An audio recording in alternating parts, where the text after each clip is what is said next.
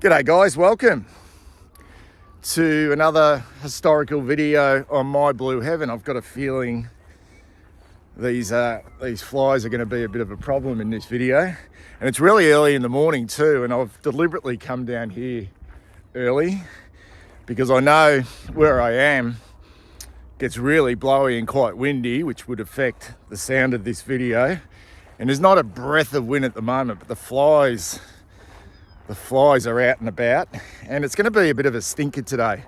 And at the moment I'm just sort of wandering through some some mangroves and some natural sort of seaside plants. There is a walking track here, but there's a lot of, it's Sunday morning, Melbourne Cup weekend, there's a lot of joggers out and dog walkers and bike riders. So I'm in Altona at the quite nice sort of Altona coastal park. Well, that's what it's called. It's about 20 acres of land. It's right on the water. Altona is pretty much right on the water. It's west of Melbourne, about 5 k's from Williamstown, 15 k's from Melbourne CBD. And as I wander around this park, although it's just beautiful this time of morning, and there's going to be some snakes, I reckon, out and about because it's going to be quite warm today. It's just, in this kind of, I love this sort of stuff, as you know, but to think that there was, a while ago now, just a magnificent and huge and prominent sporting facility on this block of land, it's just mind-blowing. And I've come here just to try and imagine what it must have been like to come to the Williamstown racecourse, which was one of the big three, you know, like it was one of the big three at the time. Flemington, Caulfield and the Williamstown racecourse. Here from, I think it opened in 1864, and 1947 it officially closed. It was closed for a period of time during the war. I'll get to that later on. And it had crowds used to flock here. It was it's been described in some articles I've read about the Williamstown racecourse that it was an oasis. It was kind of in the middle of nowhere at the time. But when racegoers came here, there were massive grandstands, manicured lawns, rose gardens, and right on the sea as well, like right on the bay, and the views would have been just absolutely superb. And when I was watching the Cox Plate, I didn't go to the Cox Plate, I was just watching it on TV, and I knew about the redevelopment, but I didn't realise the redevelopment of Moonee Valley was going to be so significant. When I read about it, you know, like it's going to be closed for 2 years, whatever it is, and once racegoers return to Moonee Valley, it's just going to be unrecognisable. Well, this is unrecognisable here to what it was because there's absolutely nothing here. But maybe in 30, 40 years time, someone will do a video on Moonee Valley and tell people who'd never experienced what it used to be, what it looked like. I suppose the beauty about doing this video here is there's pretty much nothing here that says there was once this huge sporting venue which was prominent, which was significant, and thousands of people flocked to this place, either by horse and cart in the original days, then by train, and came here to see some prominent races. You know, the Williamstown Cup, the time-honoured Williamstown Cup, the Underwood Stakes, and the Great Far Lap won at this course as well. So going to take a look around and just see what we can find. The Williamstown Racecourse. understanding or trying to get information on how and exactly why the Williamstown racecourse came to be. Now, obviously, there was a Williamstown racing club.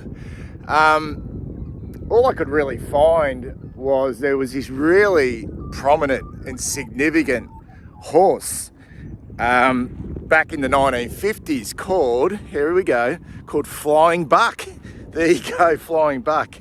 Here's a picture of Flying Buck. Now, Flying Buck was trained here in Williamstown, used to do a lot of its training on the beaches here in Williamstown.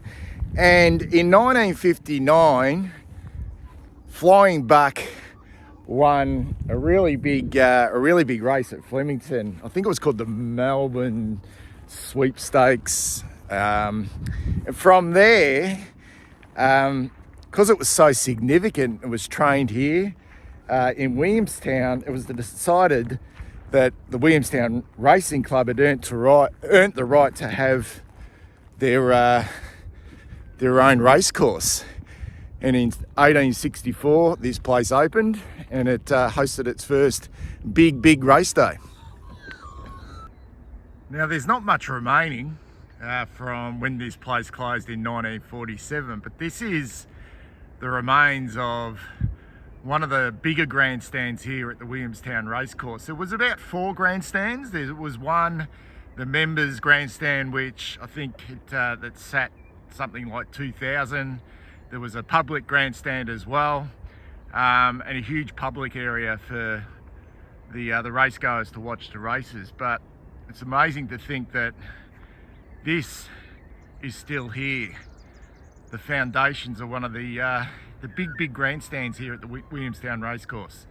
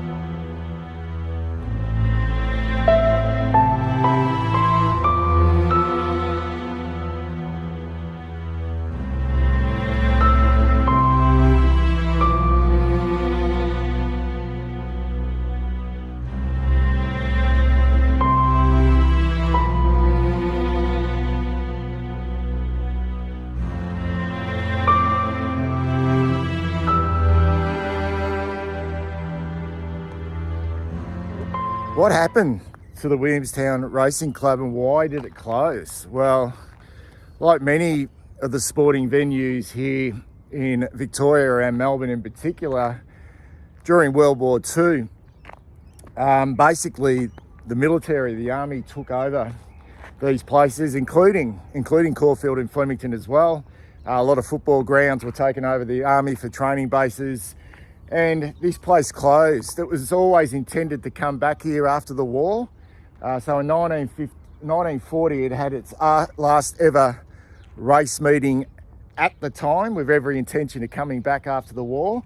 And then in 1945, once the war was over, they came back here, but there was some suspicious and a mysterious fire which was never resolved, and 2 of these magnificent grandstands were burnt pretty much to the ground, well, to a point where they would have had to been demolished and they would have had to start again. So it was decided that the race course would close in 1947 without another race meeting.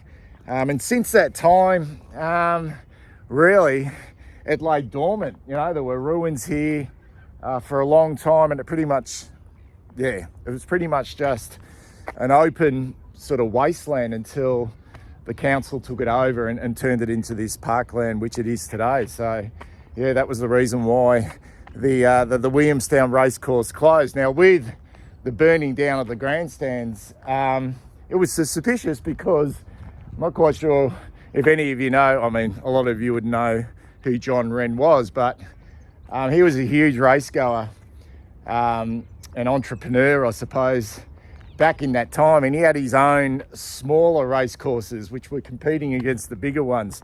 Yeah, one in Richmond and one in Fitzroy or Northcote. And I suppose at that time, he was a pretty shady figure, John Wren. He was suspicious that he'd actually burnt the stands down, but it was never proven.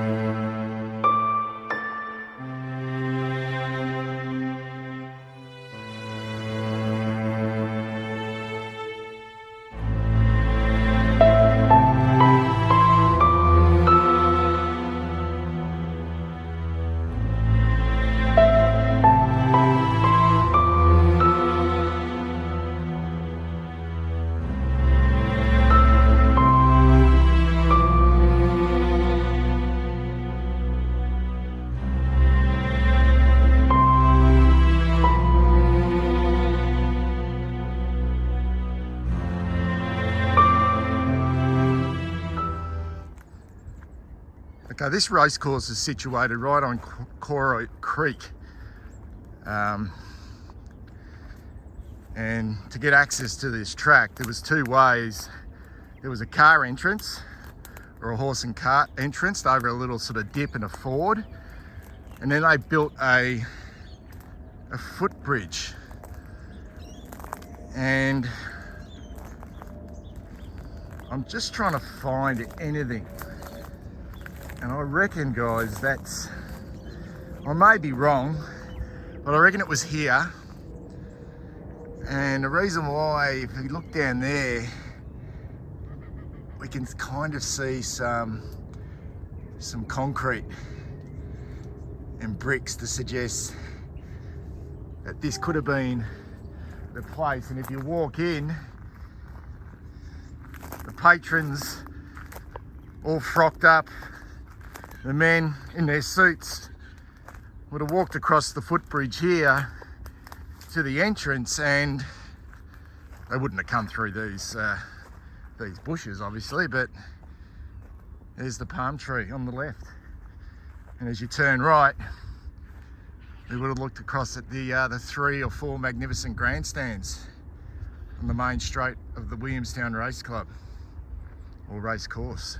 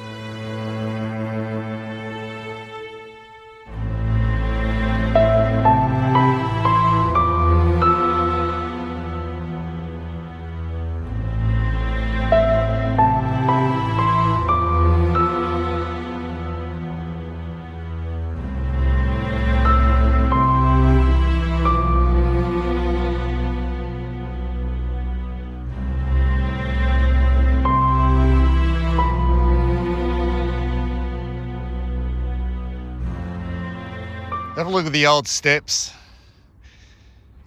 going up into this grandstand. And I'll tell you what, we would have sat pretty high up in this grandstand as we go up these steps into what is now ruins, the old concrete foundations. But this would have been the home straight here. Okay, and I don't know if you can see very well, guys, but you can see the bay there. So this would have been the home straight coming down to the finish line. I'll go and try and locate where I think the finishing line exactly was.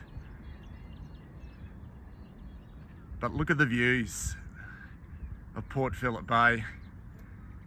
So you're watching races here, and on a perfect spring day, I mean, I could only imagine what it was like in the middle of winter when it was blowing and raining and cold. It would have been disastrous. But on a perfect day, I don't think there would have been a much better picturesque race course than this one. And to think these old ruins are still here after all these years, and obviously they've left them here of historical significance, although it does, I mean, it's kind of messy, but there's been no real effort to remove them because it is a coastal park now for the public. Yeah, it's kind of nice. And if you just look into the distance over there, there's a sole and lonely palm tree which kind of looks out of place compared to the rest of the trees and the scrubs. And that palm tree, that's a survivor.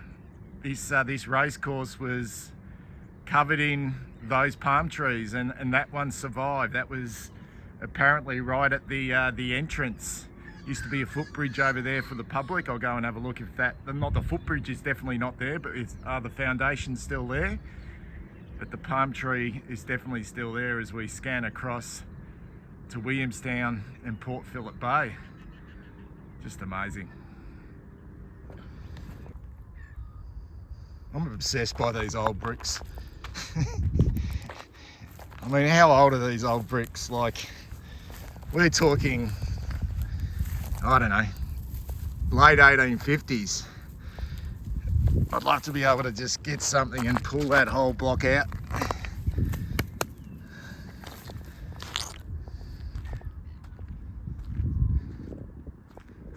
So that would have been the top of the home straight there. Not quite sure of the length of the track. I know the Underwood Stakes is what, that's 1800 metres. I'm assuming that this track would have been look quite rather big in the old photos. Maybe 2.4 or something. I'm not quite sure. This is at the back of the grandstand, so I'm not quite sure what this section would have been. It was close to the pedestrian footbridge, so when the patrons walked into the Williamstown racetrack, right near that palm tree. So there's still just sort of, obviously a lot of little things still remaining.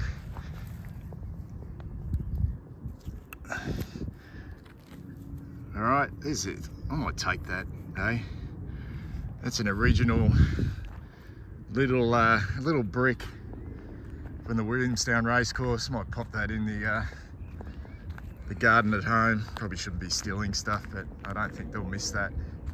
But I suppose if everyone who came down here stole a piece of brick, there'd be nothing left. So here's the palm tree. It's just amazing, really, to think. Yeah, all these palm trees were planted when the course first opened, and this one still remains, and it will always remain. It's a lone figure, a reminder of what was here. Even little bits of sort of, I don't know, little bits of metal. I'm led to believe this is a go-kart track. Now, I try to find some information on this, guys, the go-kart track, because it is old. Like, it is old. and it sort of loops around. So I'm not quite sure whether the go-kart track was actually in sort of operation while the race course was in operation, or it came after, but it just remains now. Anyway, I read somewhere as well, guys, that Williamstown racecourse, okay, may have been in the early sort of 20th century, maybe 1910 or 1920, not quite sure, well into its existence, had the first ever racecourse Totalizer. And there are, if you look at the overhead aerial shot, I think it was in the middle of the track, although there could have been two. I doubt whether there would have been two at the time, but maybe there was one here behind the grandstands, in this spot here. But there was definitely, just looking at the aerial shot, because in some of the other shots there were lots of spectators in the middle of the track, which is not uncommon for racetracks to have spectators in the middle. And it looks like there was a massive Totalizer in the middle of the track here at the Williamstown racecourse. There's a bit of a sign as you enter the coastal park. Now it just says here, please keep to the designated paths. I've just broken a rule already. It actually says 100 hectares park comprising of coastal woodland, salt marsh, intertidal and seagrass meadows, is home to a variety of native plants and wildlife, blah, blah, blah. At low tide, the sea water recedes and the coastal mud flaps are exposed, providing feeding grounds for migratory and resident shoebirds. No mention on this board, okay, of anything about the race course, but I'm sure there must be something we can find. On this block of concrete, which would have been original, just beyond the grandstands, is this kind of pattern, which does fascinate me to think what that could have been, what this little section here could have been. Someone in the comments below might know.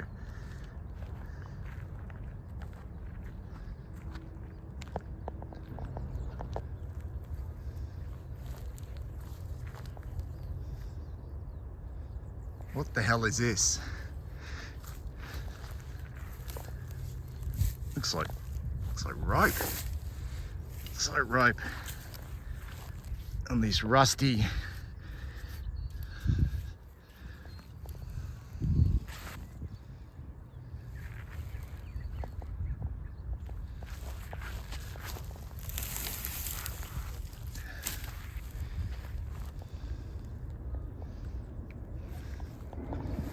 There's another one. There's a sort of fancy sort of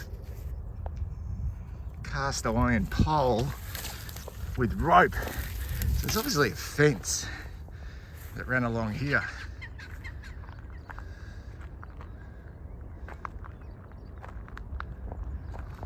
And another one.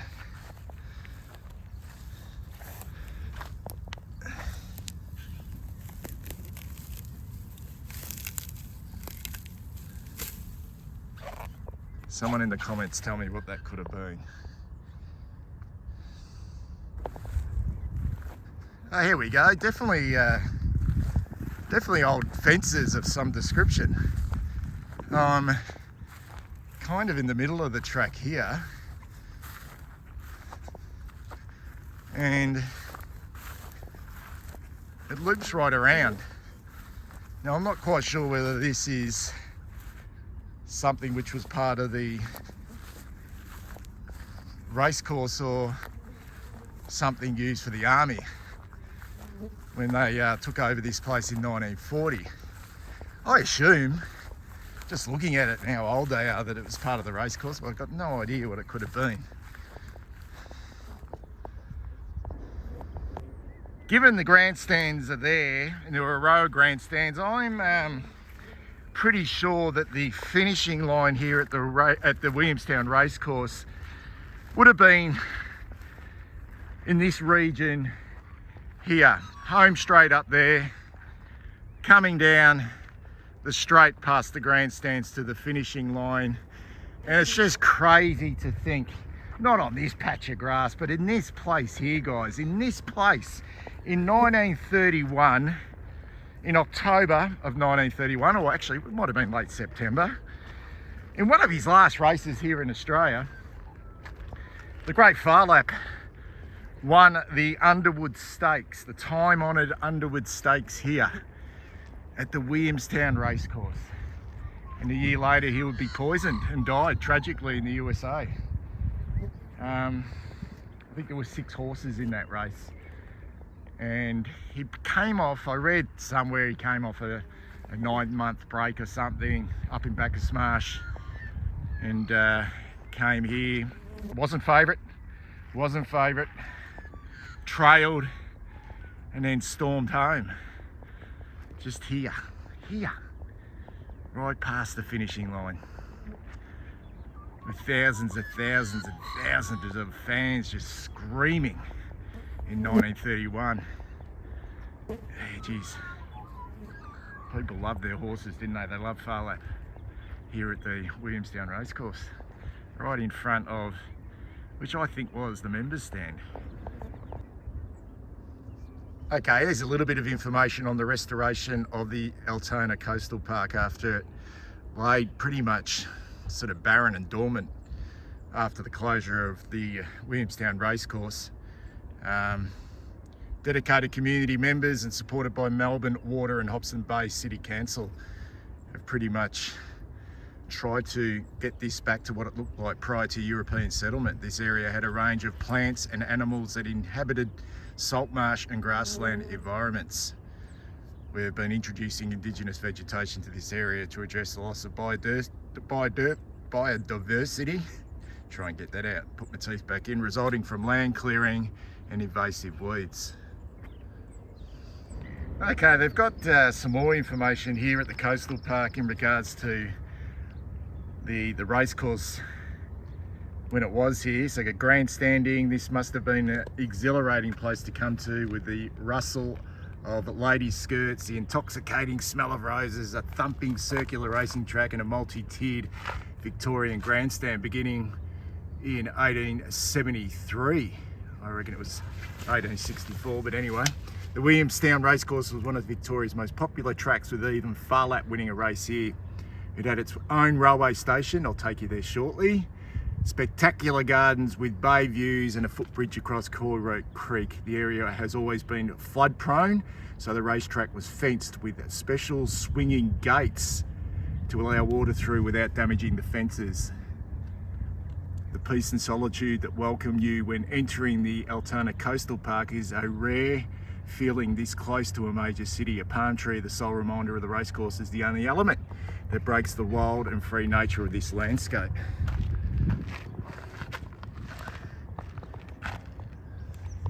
Grandstand's burnt down. Phar Lap stay out in Willie. Okay, this is also at the entrance to the Coastal Park. Okay, it's called Requiem for Champion.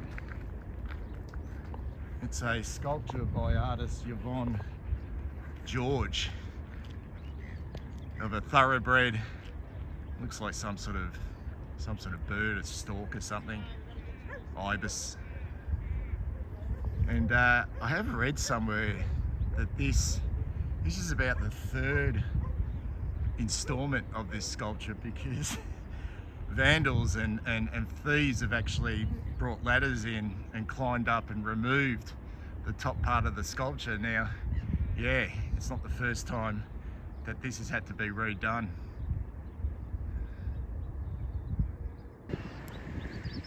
This new bridge that comes over the ford here over Corrote Creek Road to the main entrance of the old Williamstown racetrack. Now, this was opened just recently in 2025 and it replaced the old bridge, but before that it was actually just cobblestone, and it was prone to flooding, and it would have made it pretty difficult to get access to this racecourse back in the late the late 1900s, and as you can see over in the background there, that's the Altona line.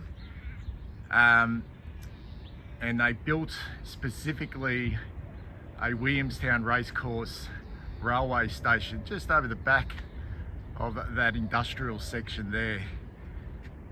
And that came in 1885 and it closed not long after the closure of the racecourse. This area of the track west, coming down the main straight past the finishing line, if it was a long race, coming past the finishing line for the first time, this would have been heading around the first bend in this region here.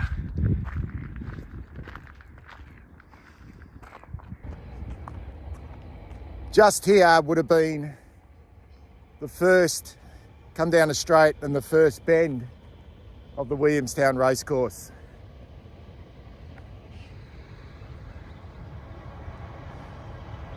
And you can hear the train in the background there, which was once part of the, it's still the Altona line. And there were trains that specifically came to a station here. No longer there, the Williamstown Racecourse Railway Station. But the station was, when it was opened in 1885, was significant for the course because it allowed patrons access to this track, because essentially it was a difficult place to get to, either by horse and cart, then by car, but to have access by train just meant that there were so many more people coming through the gates. Okay, just behind me, guys, is now the Pines Scout Camp. This would have been, I suppose, the bottom of the back straight. Is that what you call it? The bottom? It's certainly not the top of the back straight.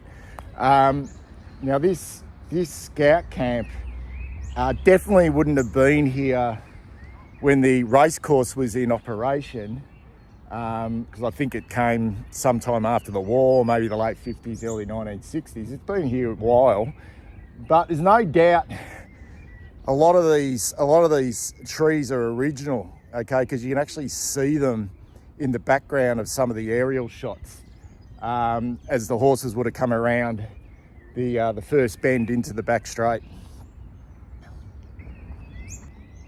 I'm just walking down the back straight now here at the old Williamstown racecourse, and I mean, as I've mentioned, I'm no horse racing expert, but what do you call it? Like, it's a staying race, and the horses get into a rhythm. You know, like they get into a rhythm. What do you call that? Like, is it a gallop? Is it canter? Are they in a canter? I don't think it's a canter, is it? That's kind of slow. So it is a gallop, but certainly this is what they would have seen, the jockeys on their right-hand side. Now, these shrubs here of the Pines Scout Camp would have been here, but the trees in the background, the big old pines, are definitely very, very old. So this would have been kind of the view on their right-hand side, just before we get to the clearing and we see the ocean. Have a look at this. Just amazing. This is pretty much bang in the middle of the back straight here at the old Williamstown racecourse. This is what jockeys and the horses would have seen on their right-hand side. Horses distracted, a little bit tired, love a swim. Looking out of that, some of them probably trained here. On the sands here in Altona, but this is such a magnificent view, and it's a great day today. Like, it's just perfect, so still. Yeah, what a view, what a view. Not only the race goers, but particularly for the jockeys and the horses themselves as they race down the back straight. Okay, so what I like about this park is they've got the concrete footpaths for the joggers and the dog walkers, but they've also got these dirt tracks. Now, I'm pretty sure I read somewhere that these dirt tracks or gravel tracks or whatever they are, resemble where the track was, the lining of the track. So here, as you can see, the city, the Melbourne city there, I'll try and get a better view of that. Okay, so coming out of the back straight and up around the bend, this is where it would have been here, as we sort of make our way around the bend of the Williamstown racecourse and then into the home straight. And I suppose for the first time, the jockeys and horses would have got a bit of a sight of the crowd and the noise and the grandstands, which were pretty much directly over that way. I don't know if you can see very clearly, but just probably around about 150 metres or so on the right hand side, probably a little bit more, you can see the old remnants of that. I think it was the members stand. So this would have been right at the top of the home straight, not at the bend, but maybe right at the top. You can tell because you can see these old fences here. So I could have marked the start of, I don't know, a sprint race. Yeah, so this would have been the home straight, looking down past the crowd, past the grandstand, on the right hand side to the finishing post.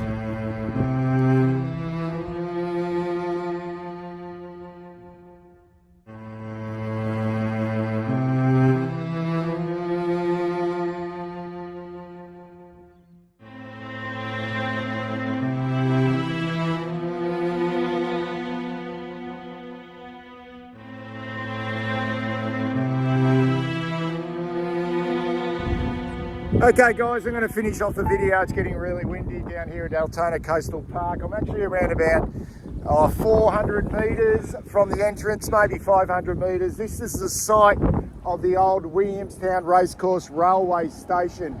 Now unfortunately there is no signs that there was ever a railway station here. With the new overpass just put in, they've completely taken any signs that there was a railway station here. I've loved walking around this historical site. I hope I've been able to bring it to life in some way for you guys. If you enjoyed the video, please give us a like, subscribe. Let us know if you want me to visit any other historical sporting places which are no longer. Take care.